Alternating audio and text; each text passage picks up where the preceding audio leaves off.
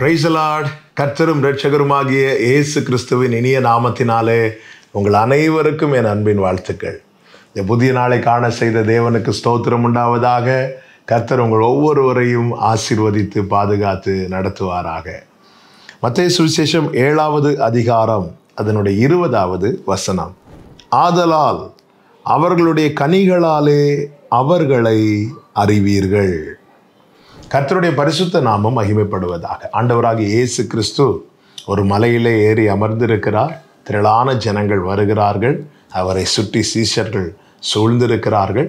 அநேக காரியங்களை அவர்களுக்கு போதிக்கிறார். அப்படி போதிக்கும் போது பரலோகத்துக்கு போகிற வாசலை குறித்து சொல்லுகிறார். இடுக்கமான வாசல் வழியை உட்பிரவேசியுங்கள்.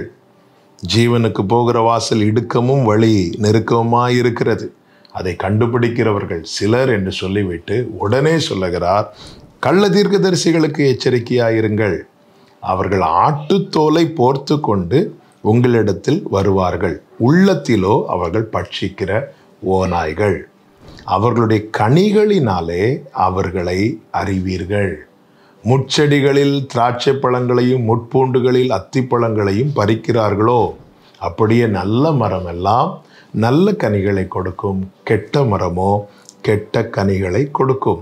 நல்ல மரம் கெட்ட கனிகளை கொடுக்க மாட்டாது, கெட்ட மரம் நல்ல கனிகளை கொடுக்க மாட்டாது. நல்ல கனி கொடாத மரமெல்லாம் வெட்டுண்டு அக்கினியிலே போடப்படும். இங்கே ஆண்டவர் பரலோக ராஜ்யத்தை குறித்தும் பரலோக ராஜ்யத்துக்கு போகிற காரியத்தை குறித்தும் பேசும்போதும் கர்த்தர் எதை தான் ஃபோக்கஸ் பண்ணுகிறார் என்றால் கனி. கனி கொடுக்கணும்னா எந்த மரத்திலிருந்து கனி வர வேண்டுமோ அந்த மரம் எப்படிப்பட்ட மரமாக இருக்கணும் தெரியுமா? நல்ல மரமாக இருக்கணும். அதாவது வேறு நன்றாக இருக்க வேண்டும், மரம் நன்றாக இருக்க வேண்டும், கிளைகள் நன்றாக இருக்க வேண்டும். இன்னும் சொல்ல வேண்டுமானால் அதன் உட்பகுதி எல்லாமே கெடாமல் இருக்க வேண்டும். கனி வெளியே காண்பிக்கப்படும், வெளியே கொடுக்கப்படும். வெளியே தெரிகிற கனி எதின் அடிப்படையில் மட்டும்தான் காணப்படும் என்றால் அந்த மரத்தின் உள்ளே இருக்கிற பகுதி எப்படி இருக்கிறதோ அதன் அடிப்படையில் மட்டும்தான் காணப்படும். அதுதான் சொல்லப்பட்டிருக்கிறது, நல்ல மரம் ஒருபோதும் கெட்ட கனி கொடுக்காது. நான் ரொம்ப நல்லவன்னு சொல்லிட்டு நான் தீமையான செயலை செய்வேன் என்றால் நான் சொல்லுகிற சொல்லு அது வெறும் சொல்லுதான், பரலோகம் அங்கீகரிக்காது. கெட்ட மரம் ஒருபோதும் நல்ல கனி கொடுக்காது. பிரியமான கர்த்தருடைய பிள்ளைகளே, நாம் நித்தியத்துக்கென்று நியமிக்கப்பட்டவர்கள், அதற்கென்றே அழைக்கப்பட்டவர்கள். அதற்காக அவரால் நாம் மீட்கப்பட்டிருக்கிறோம்.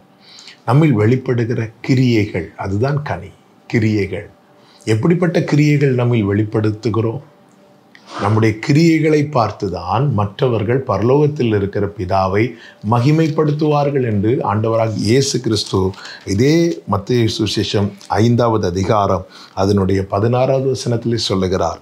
இவ்விதமாய் மனுஷர் உங்கள் நற்கிரியைகளை கண்டு பரலோகத்தில் இருக்கிற உங்கள் பிதாவை மகிமைப்படுத்தும்படி உங்கள் வெளிச்சம் அவர்கள் கண்களுக்கு முன்பாக பிரகாசிக்க கடவது.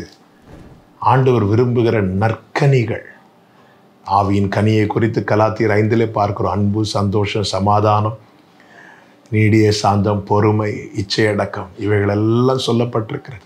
இவைகள் நம்மில் வெளிப்பட வேண்டுமானால் நம்முடைய இருதயம் சுத்தமாக இருக்க வேண்டும். இருதயம் புடமிடப்பட்டதாக இருக்க வேண்டும். உள்ளே கசப்பையும் வைராக்கியத்தையும் வைத்துவிட்டு அன்பை வெளிப்படுத்த முடியாது. அப்படி காட்டினாலும் அது வேஷம்தான், வேஷம் நிலைக்காது. சந்தோஷமாக இருப்பது போல காட்டுவோம், நற்கிரியை செய்கிறது போல காட்டுவோம். ஆனால் உள்ளே பகையும் கசப்பையும் விரோதத்தையும் வைத்து கொண்டு கெட்ட மரம் ஒருபோதும் நல்ல கனி கொடுக்காது. நாம் அப்படி என்னதான் காட்டினாலும் அது வேஷம், அந்த வேஷம் நிற்காது. ஆண்டவருடைய பார்வைக்கு முன்பதாக அது அங்கீகரிக்கப்படவும் மாட்டாது. எனவே உட்புறம் சுத்தமாக்க தேவ சமூகத்தில் ஒப்பு கொடுப்போம்.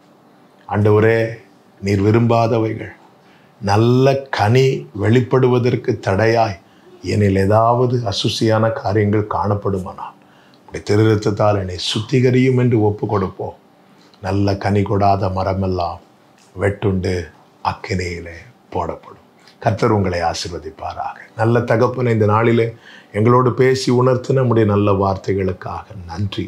எங்களை ஒரு விசை கூட அர்ப்பணிக்கிறோம்.